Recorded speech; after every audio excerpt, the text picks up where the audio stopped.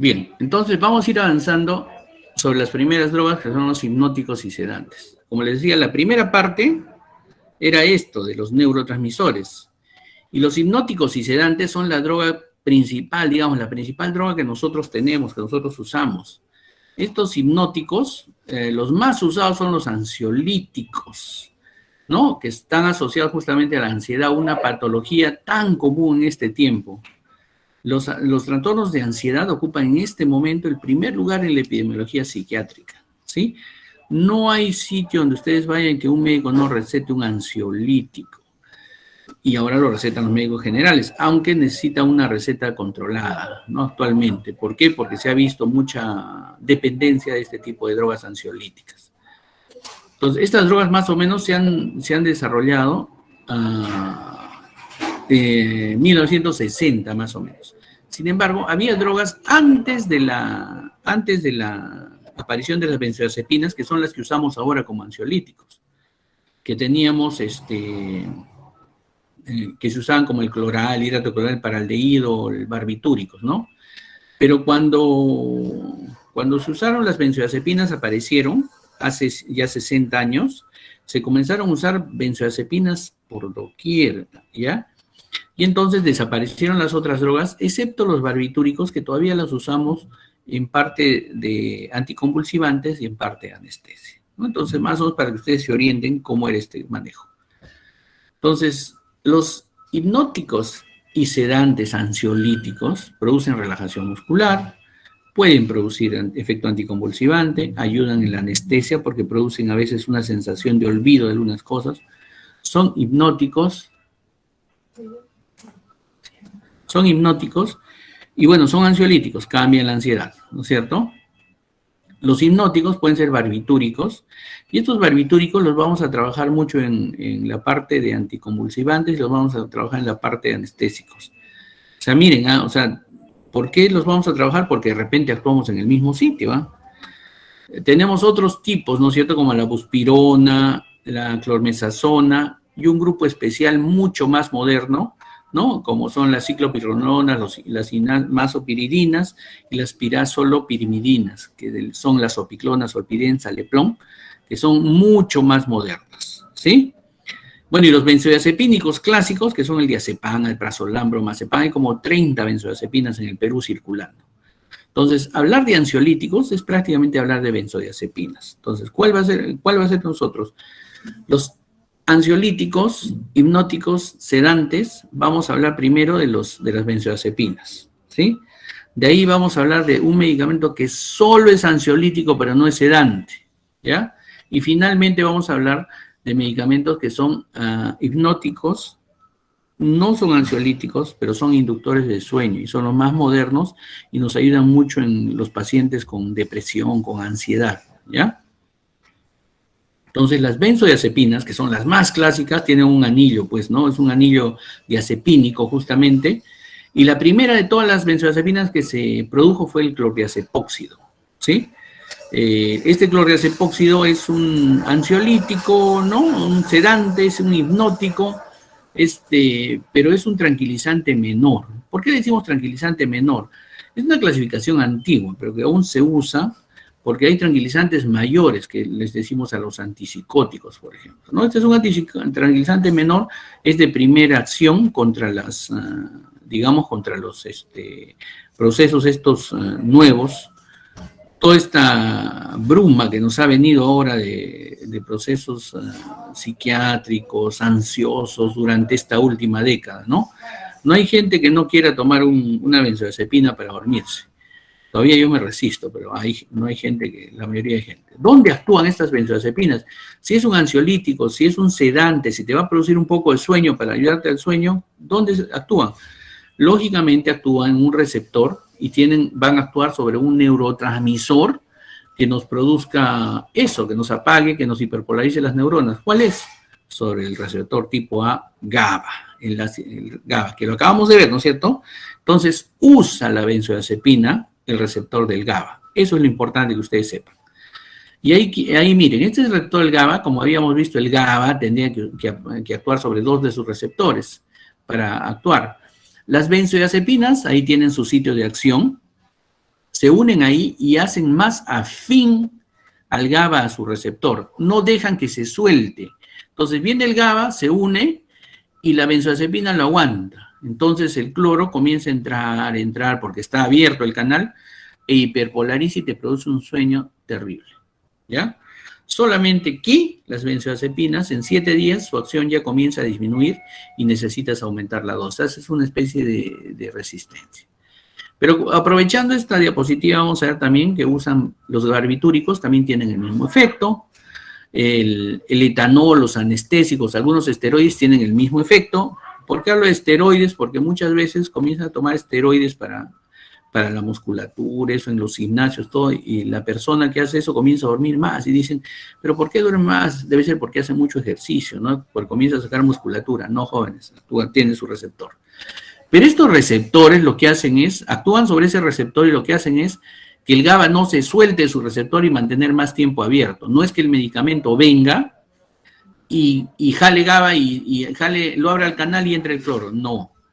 Todos los medicamentos lo que hacen es potenciar una acción o inhibir una acción. En este caso, benzodiazepinas, barbitúricos, etanol, los anestésicos, lo que hacen es potenciar la acción del GABA, ¿ya? Y tenemos un medicamento de laboratorio, la picrotoxina, que nos sirve, en algunos laboratorios farmacológicos nos sirve para aperturar el canal y ver su acción, ¿no? Entonces, ese es el efecto de estas drogas en general. Hoy día estamos tomando la benzodiazepina. Entonces, un sitio de acción del tiopental sódico, que es un barbitúrico, un sitio de acción de las benzodiazepinas como el midazolam, un sitio de acción del etanol, un sitio de acción de los esteroides y anestésicos inhalados, ¿no? Y abren el cloro, abren el canal de cloro, estimulan a que el GABA no se suelte de su receptor, lo hace más tiempo, entra más cloro y entonces la neurona se hiperpolariza y produce un apagón cerebral, ¿no es cierto? Entonces, eso es lo que pasa, por eso nos induce el sueño, por eso estamos embotados, por eso estamos indiferentes, porque nuestras neuronas no tienen muchas sensaciones cuando nos dan este tipo de droga. Entonces, ¿qué acción tiene antiepiléptica? ¿Por qué? Porque corta la excitación cerebral que se presenta con epilepsia. Relajan la musculatura en la médula espinal, ¿por qué? Porque actúan sobre los receptores glicina, el receptor GABA-B en la médula espinal. Tiene efecto hipnótico porque actúa sobre los receptores en la formación reticular. Y te presenta también efectos adversos, sí, porque actúa en el hipocampo, en el cerebelo, produce ataxia, produce apnesia, produce una especie de amnesia anterógrada, se dice, es particular en las benzodiazepinas. Te olvidas lo que ha pasado hace unos minutos antes, unas horas antes incluso. ¿Cómo se absorben las benzodiazepinas? Por vía oral. Las benzodiazepinas son moléculas que atraviesan rápidamente las barreras biológicas. Vía oral, vía endovenosa también es directo, pasan al estuche central rápidamente, ¿no es cierto? Más se absorben con el estómago vacío. Ustedes saben que todas las drogas se absorben más con el estómago vacío. El alimento disminuye su acción. Por vía sublingual, excelente, se absorben sobre todo el lorazepam y el alprazolam. Por vía intramuscular, no, son muy erráticas su absorción. Pero, ¿quién es el que más puede por vía intramuscular? El midazolam y el lorazepam, ¿ya? Quizás el diazepam pueda tener más o menos una acción y el diazepam sí no sirve para eso. Y por vía intravenosa, sí, pues llega de frente al estuche quirúrgico. Se distribuye, tiene una alta unión a las proteínas plasmáticas, ¿no es cierto? Esto es entonces su farmacocinética, ¿no? Se une rápidamente a las proteínas plasmáticas, 85 a 100%. Este es un detalle que quiero que ustedes vean en todas estas drogas, porque todas estas drogas que vamos a ver de acá en adelante pueden ser plausibles de un intento de suicidio, un intento de lisis, porque te deprimen el sistema nervioso central, como hemos visto, ¿no es cierto? Te pueden producir sueño, un sueño eterno te pueden producir. Entonces la gente sabe eso, ¿no? Entonces, pero como estas drogas se unen tanto a las proteínas plasmáticas, son difíciles de sacarlas por diálisis, ¿no? Ustedes saben eso.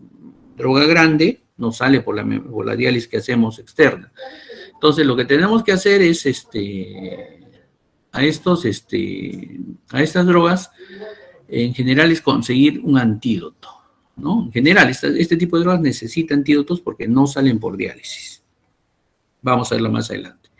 Llegan al líquido cefalorraquídeo, llegan al sistema nervioso central, pasan por la leche y le dan al bebé, pasan la placenta y el feto se duerme, ¿no? Estas son las benzodiazepinas más o menos.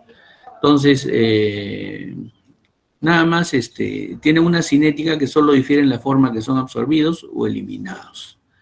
¿Cómo se excretan? Se realiza principalmente la excreción por vía renal, ¿ya? Su metabolismo es hepático, su excreción renal. ¿En qué se diferencian las benzodiazepinas? Las benzodiazepinas se diferencian en que tienen un comienzo de acción intermedio, rápido, ¿no? Lento. No hay mucha sangre. ¿No? Intermedio, rápido y lento. ¿Ya? Ese es el tipo de acción. ¿Qué efectos adversos tenemos de las benzodiazepinas?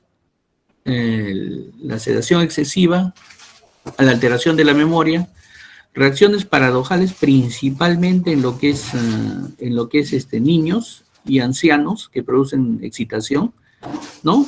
Debido a que producen mucho más neurotransmisores. Relajación muscular, depresión y depresión respiratoria que nos puede llevar a la muerte. ¿Quiénes producen situaciones especiales? Embarazo, lactancia, en los ancianos y en los niños, sobre todo el efecto paradójico y la sobredosificación, cuando tienen enfermedad hepática, porque no hay no hay metabolismo por la citocromo P450 o su CYP, no hay metabolismo adecuado, y en la enfermedad renal porque no se puede eliminar adecuadamente. Hacen tolerancia y dependencia física, sí, a los 7 días hacen tolerancia, ¿sí?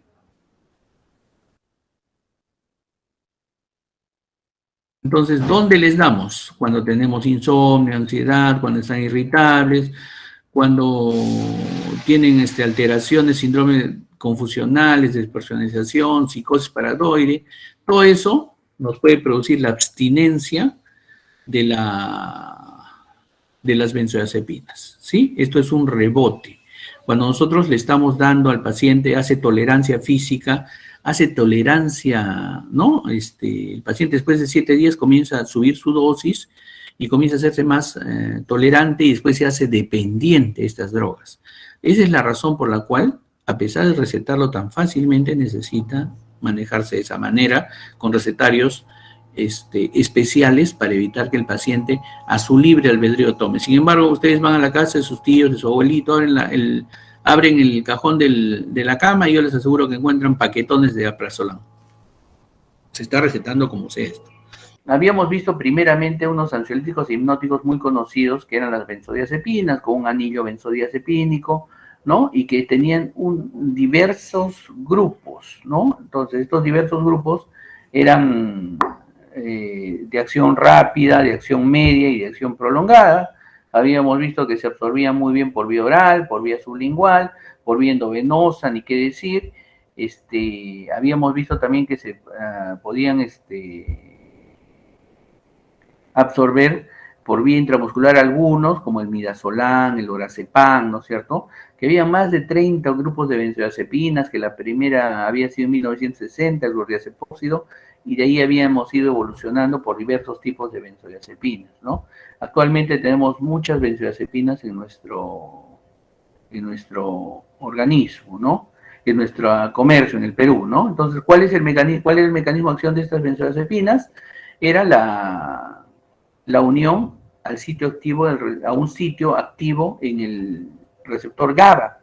Pero cuando se unía al receptor del GABA, no era, los receptores pueden ser competitivos, ¿no es cierto? O sea, no se unía al receptor GABA y lo sacaba el GABA y decía la acción del GABA. No, lo que hacía era unirse a otro sitio de receptor, a un sitio activo en el receptor GABA, y producía que el GABA se pegue con mayor potencia, que no se libere fácilmente de su receptor. Entonces potenciaba el efecto del GABA y lo que hacía era permanecer el canal de GABA abierto más tiempo y el cloro pasaba con mayor tiempo hacia la neurona, produciendo una hiperpolarización, ¿no? Entonces, este es el efecto básico de las benzodiazepinas. Ya habíamos visto que les contaba, ¿no? Que es una droga controlada, sin embargo, a pesar de ser controlada, se vende a pasto en las farmacias, y esto ha ocasionado que haya dos cosas, tolerancia y dependencia, ¿no? A los 7 días comienza a ser tolerancia, hice de un tratamiento ya con benzodiazepinas. ¿Qué significa tolerancia? Tolerancia significa que vas a necesitar más dosis, por así decirlo, ¿no? Vas a requerir más dosis. Y dependencia puede ser psicológica o física, ¿no? No puedes dormir si no tienes la benzodiazepina, o física si es que requieres la benzodiazepina para hacer tus actividades diarias, si no, no vas a poder activarte. Entonces, las benzodiazepinas también habíamos visto que tenía situaciones especiales en niños, en ancianos, ¿no? Su metabolismo era hepático y su restricción era básicamente renal. Pero eran hipnótico y sedante. Sin embargo, hay otras drogas que solamente son usadas en parte psiquiátrica, por ejemplo, para la ansiedad, ¿ya? No son benzodiazepinas, son angioselectivas. Entonces, esta droga angioselectiva, la principal es la buspirona, y es ahí donde quedamos. La buspirona actúa sobre, es un antagonista del receptor dopaminérgico, y habíamos visto que la dopamina era un excitador, ¿no es cierto?, de las neuronas. Habíamos visto que trabaja en la sustancia negra, en el putamen, en el núcleo pálido, ¿no? En el sistema límbico, sobre todo trabaja la dopamina. Entonces, te excita mucho. Entonces, esto nos lleva a una sensación de ansiedad. Entonces, la buspirona no te va a producir sueño, porque no es hipnótico, porque no trabaja sobre el GABA, pero sí te va a producir disminución de la ansiedad, porque trabaja sobre receptores dopaminérgicos, bloqueando la acción de la dopamina y activa la transmisión serotoninérgica, como habíamos visto en una mina que nos producía, sobre todo nos producía la sensación de bienestar, la serotonina, ¿no? Entonces, trabajan ahí sobre todo. Entonces, la acción de la buspirona es dopaminérgica y serotonina. Contra la dopamina y a favor de la serotonina. Su acción, pues, de la buspirona es administración oral, rápidamente, tiene una concentración máxima. Aquí hay otra similitud más bien con las benzodiazepinas. Se une a las proteínas plasmáticas casi en 95%. Entonces, también, como hemos visto, toda droga que se une a las proteínas plasmáticas es difícil de sacar por la diálisis. O sea, cuando llega un intoxicado a los hospitales más grandes, dicen, está intoxicado, tenemos que sacar esa droga. Lo llevamos a la diálisis y en la diálisis sacamos todas las toxinas, ¿no? Sin embargo, cuando estas drogas, estos fármacos se unen a las proteínas plasmáticas, como la proteína plasmática es una molécula grande, no pasa por la membrana de diálisis. Y entonces no es insulso hacer esa medida terapéutica para intentar salvar al paciente. Su metabolismo es hepático y su excreción es renal principalmente, ¿no? Entonces, la buspirona es un ansio selectivo específico, diferente a las benzodiazepinas. ¿Que tiene reacciones adversas? Sí, pues tiene reacciones adversas. Puede producir hipertensión, sobre todo por sus metabolitos activos. Recuerden que trabaja sobre los receptores de dopamina. Dopamina ya ustedes han visto que trabaja también sobre el sistema nervioso central. No solo en el sistema nervioso central, sino en el sistema periférico y en el renal, ¿no es cierto? Puede producir depresión, cefaleas, mareos como efecto colateral, efectos extrapiramidales, como la caticia, el temor a los espacios abiertos, ¿no? Temblores o rigidez por la alta acción sobre los receptores dopaminérgicos. Lo vamos a ver más estas acciones cuando hagamos psicosis con neurolépticos. Puede producir alteraciones endocrinas, ¿no? Hiperprolactinemia, ¿no? Gineconastia. Y como todas estas drogas puede producir náusea, sequedad bucal, ¿no? Etcétera. Igual que las benzodiazepinas en grandes cantidades puede producir apnea. Solo que las benzodiazepinas, como les digo, el apnea es más dosis requiere para producirse. En cambio, la buspirona sí es una droga. Otro grupo de drogas es la zopiclona, por ejemplo. La zopiclona es una pirrolopiracina. A ver, ¿qué es lo que pasa con la sopiclona? La sopiclona no es en sí una tampoco benzodiazepina. La sopiclona nos ayuda a una inducción del sueño, ¿sí? Más o menos la sopiclona tú le das a un paciente y su tiempo de vida medio, más o menos, para que comience la sesión es a la hora, ¿no? Entonces, este paciente se toma una hora antes, duerme, porque igual va a estimular al GABA, ¿no? Pero su vida media solamente nos da hasta 4 horas, menos de 4 horas, 3 horas, 4 horas. Entonces, ¿qué es lo que pasa? Induce el sueño al paciente y al inducir al sueño al paciente, este paciente se queda dormido y después sigue con su sueño fisiológico. Entonces, estos son medicamentos mucho más modernos que podemos ayudar a nuestros pacientes con insomnio por una patología psiquiátrica o ansiosa. Sin embargo, son un poco más costosos, no los dan los seguros actualmente, ni el SIS ni el Salud. Entonces, el paciente tiene que comprarlo, entonces es oneroso para el paciente. Por eso, pero ustedes tienen que saber, hay pacientes por seguros, otro tipo. O sea, incluso los seguros privados no te dan estos ansiolíticos, ¿ya? No contemplan. Entonces, la sopiclona pues se absorbe por vía oral, ¿no? Se metaboliza por hígado y se elimina por vía renal, ¿no es cierto? El solpidem es una imidazopiridina, el efecto es similar, actúa más bien el solpidem sobre el receptor de benzodiazepina, al igual que la sopiclona, ¿no? Su tiempo de vida media es 2 horas nada más, entonces igual que el otro, lo que hace es inducir al sueño, ¿sí? Y al inducir al sueño, después de 2 horas, el efecto ya pasó, pero ya tú estás dormido, continúas con tu sueño fisiológico.